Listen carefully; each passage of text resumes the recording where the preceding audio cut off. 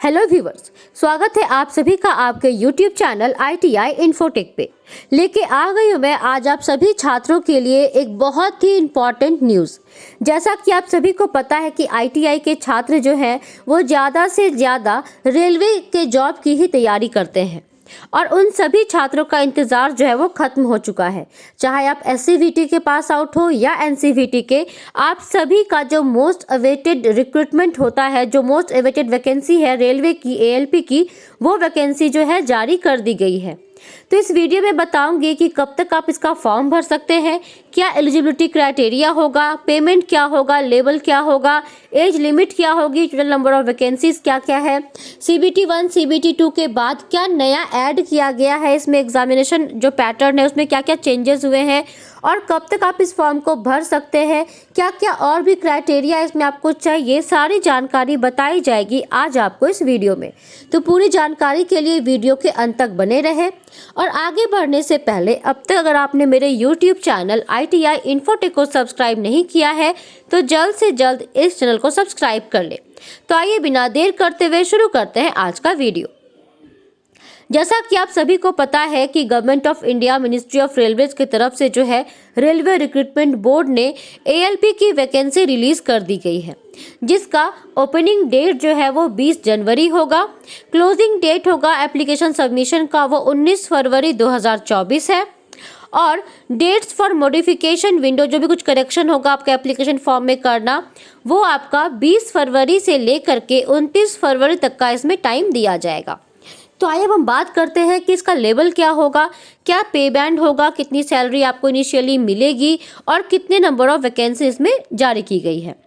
तो जो पोस्ट है वो है असिस्टेंट लोको पायलट की ALP की। पे जो है वो पे लेवल इन 7 CPC में लेवल 2 में आएगा। ये इनिशियल पे है 19,900। मेडिकल स्टैंडर्ड A1 रहेगा। एज जो है वो आपका 18 से 30 साल तक का दिया गया है, मतलब मिनिमम 18 साल होना चाहिए, मैक्सिमम आपका 30 इयर्स होना चाहिए। बाकी जो भी एज रिलैक्सेशन दिया जाता है कैटेगरी वालों को वो उनको दिया जाएगा। टोटल नंबर ऑफ वैकेंसीज जो है वो है 5,696, मतलब लगभग 6,000 सीट्स के लिए जो ये वैकेंसी निकाली गई है। अब आइए हम बात कर लेते हैं किस तरह से आपको फॉर्म फिलअप करना है, क्या क्या एग्जाम का पैटर्न होगा, मोड ऑफ एग्जाम क्या होगा, एलिजिबिलिटी क्या क्या होगी। मैं आपको 1 बाय 1 इसमें बताते जाती हूँ। सबसे पहले तो ये कि इस जो एग्ज़ाम है वो आपका ऑनलाइन एप्लीकेशन फॉर्म ही सबमिशन होगा, आपको ऑनलाइन इसका फॉर्म फिलअप करना पड़ेगा। एज लिमिट मैंने बता दिया है कि 18 से 30 साल का होना चाहिए 1/7/2024 तक। उसके बाद एग्ज़ाम का जो मोड है वो 2 पार्ट में आपका पहले एग्ज़ाम होगा, CBT 1 CBT 2। उसके बाद जो CBT 1 और CBT 2 में नॉर्मलाइजेशन के बाद जो भी पास करेंगे उसके बाद जो है उनका CBAT का एग्ज़ाम होगा, एप्टीट्यूड टेस्ट का, जिसको हम लोग साइको टेस्ट भी बोलते हैं। फिर आपका डॉक्यूमेंट वेरिफिकेशन होगा और इस तरह से आपका जो है पूरा एग्ज़ाम का पैटर्न है। अब हम इसमें देख लेते हैं कि आपको इसमें कितना पेमेंट करना पड़ेगा, किस जोन में कितनी वैकेंसी निकाली गई है और कौन कौन से जोन जो है इसमें पार्टिसिपेट कर रहे हैं। तो पहले हम बात कर लेते हैं एग्जामिनेशन फ़ी की।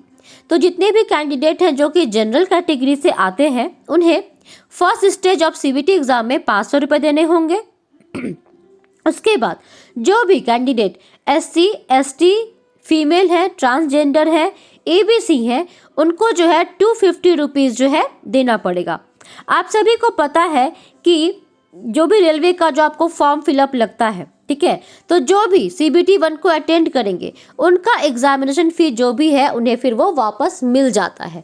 अगर आप इससे पहले कोई एग्ज़ाम दिए होंगे या नहीं भी दिए होंगे, फर्स्ट टाइम भी दे रहे होंगे, तो मैं आपको बता देती हूँ कि जो भी कैंडिडेट फॉर्म फिलअप करते हैं CBT 1 में, तो जो भी उनका पेमेंट लगता है, जो भी पैसा लगता है CBT 1 में, जो कैंडिडेट अटेंड करेंगे CBT 1 को, उनका जो पैसा है फिर से रिफंड हो जाता है। ठीक है, एग्जामिनेशन फ़ी जो है वो उनका रिफंड हो जाता है। तो रिफंड हो जाएगा किस किस का, 500 रुपये होगा फॉर ऑल कैंडिडेट और 250 रुपीज़ होगा SC ST और EBC कैंडिडेट के लिए। अब हम देख लेते हैं कि कौन कौन से RRBs जो है इसमें पार्टिसिपेट कर रहे हैं।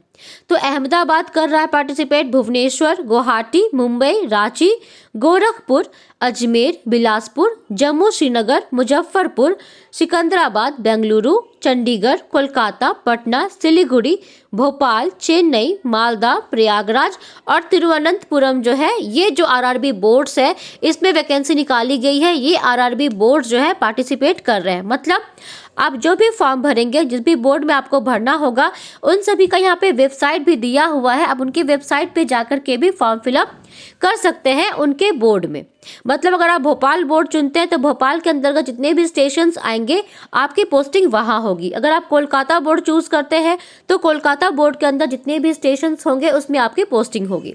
तो इस तरह से बोर्ड जो है बांटा जाता है, उसके अकॉर्डिंग ही आपकी ज्वाइनिंग और पोस्टिंग कराई जाती है। तो ये जो है जितना भी आप देख रहे हैं सब में आपका ऑनलाइन फॉर्म ही फिलअप होगा, सब में आपको अपने ओरिजिनल डॉक्यूमेंट ही देने पड़ेंगे। और किस तरह से आप पूरी जानकारी और भी देख सकते हैं कि पूरी जानकारी अगर आपको देखनी है, पूरा आपको एडवर्टाइजमेंट देखना है, तो वो भी मैं आपको लिंक दे दूँगी डिस्क्रिप्शन बॉक्स में, आप वहाँ जाकर के भी पूरी जानकारी प्राप्त कर सकते हैं। तो ये तो हो गया कि ये बोर्ड इसमें पार्टिसिपेट कर रहे हैं। अब हम देख लेते हैं कि क्वालिफिकेशन क्या क्या होनी चाहिए, कि आपका मिनिमम क्वालिफिकेशन क्या होना चाहिए एएलपी के लिए। तो एएलपी के लिए जो मिनिमम क्वालिफिकेशन है वो है matriculation ITI from recognised institutes of NCVT and SCVT in the trades of fitter, electrician, instrument mechanic, उसके बाद मेंटेनेंस है, मैकेनिक है, उसके बाद रेडियो टीवी है, इलेक्ट्रॉनिक्स मैकेनिक है, मैकेनिक मोटर है। इसके अलावा और भी बहुत सारे ट्रेड जो है इसमें लगभग मैक्सिमम ट्रेड जो है ITI केस में भर सकते हैं। उसके अलावा और में है मैट्रिकुलेशन प्लस अगर आप कहीं से अप्रेंटिसशिप किए हुए हैं किसी ट्रेड से, अब मेंशन ट्रेड जो ऊपर जो ट्रेड दिया हुआ है, तो वो भी इस फॉर्म को फिलअप कर सकते हैं। या फिर अगर आपने कहीं से भी combinations of various streams of this engineering disciplines from recognised institutes in lieu of ITI, तो अगर आपका डिग्री है, देखिए यहाँ पे नोट में लिख दिया गया degree in the engineering disciplines as above will also be acceptable. ठीक है, और जो डिप्लोमा किए हुए, मतलब जो डिप्लोमा किए हुए हैं या बीटेक किए हुए हैं या ITI किए हुए, सभी इस फॉर्म को फिलअप कर सकते हैं। पेमेंट आपका 19,900 होगा और लेवल जो है आपका 2 होगा। तो ये देख सकते हैं। तो ये तो हो गया आपका मिनिमम एजुकेशनल क्वालिफिकेशन। अगर आपका ये क्वालिफिकेशन है तो आप इस फॉर्म को फिलअप कर सकते हैं। लेकिन एक चीज़ का ध्यान दीजिएगा, एज लिमिट बहुत ही मस्ट है। एज लिमिट 18 से 30 है, लेकिन अगर आप किसी कैटेगरी से बिलोंग करते हैं तो आपको रिलैक्सेशन भी इसमें दिया जाएगा। अब हम बात कर लेते हैं कि किस बोर्ड में कितनी सीट्स है। अहमदाबाद जो है उस बोर्ड में जनरल के लिए 95 सीट्स है, SC के लिए 37 है, ST के लिए 17 है, OBC 65 है, EWS 24 है। तो टोटल जो है 238 है। तो आप इस तरह देख सकते हैं। और जो एक्स सर्विसमैन है उनके लिए भी 24 सीट्स है। इस तरह से आप देख सकते हैं जितने भी बोर्ड है सभी बोर्ड का यहाँ पे बता दिया गया है कि हर बोर्ड में कितने कितने सीट्स हैं जनरल के लिए, OBC के लिए, SC के लिए, ST के लिए, EWS के लिए और एक्स सर्विसमैन के लिए। तो सबके लिए यहाँ पे दिया गया है कि किसके लिए किस बोर्ड ने कितनी वैकेंसीज रिलीज की है। तो टोटल नंबर ऑफ सीट्स आप देख सकते हैं 5,696 है। इसके बाद 572 जो है एक्स सर्विसमैन का। तो टोटल मिला करके लगभग 6,000 सीट्स जो है जारी की गई है इंडियन रेलवे के तरफ से, RRB के तरफ से यह वैकेंसी जारी की गई है ALP के लिए। तो जितने भी इंटरेस्टेड कैंडिडेट हैं वो जल्द से जल्द अपना फॉर्म फिलअप करना शुरू कर दे। फॉर्म कैसे भरा जाना है वो आपको मैं बताती हूँ। ऑनलाइन फॉर्म ही भरा जाएगा। एग्ज़ाम का पैटर्न 3 होगा, CBT 1, CBT 2, उसके बाद एप्टीट्यूड टेस्ट होगा, फिर आपका डॉक्यूमेंट वेरिफिकेशन होगा और इस तरह से आपका सिलेक्शन किया जाएगा। तो ये था आज का वीडियो। आप देख सकते हैं कि रेलवे का जो मोस्ट अवेटेड वैकेंसी था वो जारी कर दिया गया। मोस्ट अवेटेड जो जॉब है वो आ चुका है ITI छात्रों के लिए, खास करके जो कि इसकी ही तैयारी करते हैं मैक्सिमम ITI के जितने भी छात्र हैं। और सबसे अच्छी बात है कि इसमें SCVT वाले छात्र भी फॉर्म फिलअप कर सकते हैं। तो जितने भी ITI पास आउट छात्र हैं जल्द से जल्द जो है अपना फॉर्म फिलअप करें, एग्ज़ाम की तैयारी में जुट जाए। एग्ज़ाम की तैयारी कैसे करनी है वो भी मैं बताऊंगी आपको अपने अगले वीडियो में। कहाँ से आप पढ़ाई करेंगे कि आपको मैक्सिमम क्वेश्चंस जो है वहाँ से आपको पूछे जाएंगे। आपके ट्रेड से। CBT 1 तो आपका जनरल टेस्ट होता है, CBT 2 में पूरा टेक्निकल होता है। तो टेक्निकल आप कैसे पढ़ेंगे और CBT 1 की तैयारी कैसे करेंगे, सारी जानकारी मैं आपको धीरे धीरे बताऊंगी अपने ITI इन्फोटेक यूट्यूब चैनल पे। तो सभी जानकारी के लिए जुड़े रहिएगा ITI इन्फोटेक यूट्यूब चैनल के साथ। तो ये थी आज की जानकारी। अगर आप में से किसी को कोई डाउट होगा तो कमेंट जरूर कीजिएगा, मैं कोशिश करूंगी आपके डाउट को क्लियर करने की।